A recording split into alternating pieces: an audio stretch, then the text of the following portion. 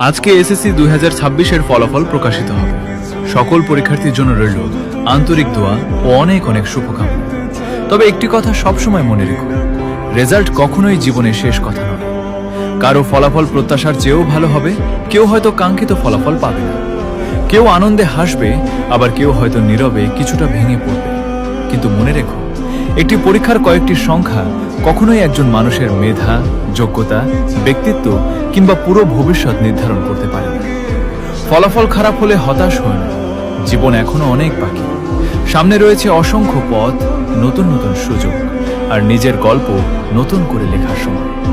একটি পরীক্ষায় ব্যর্থ হওয়া মানে জীবনে ব্যর্থ হয়ে যাওয়া নয়, বরং কখনো কখনো একটি ব্যর্থতাই মানুষকে তার জীবনের সঠিক পথ চিনিয়ে দেয়।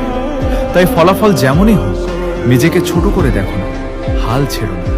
মনে রেখো, রেজাল্ট জীবনের একটি অধ্যায় মাত্র, পুরো জীবন নয়।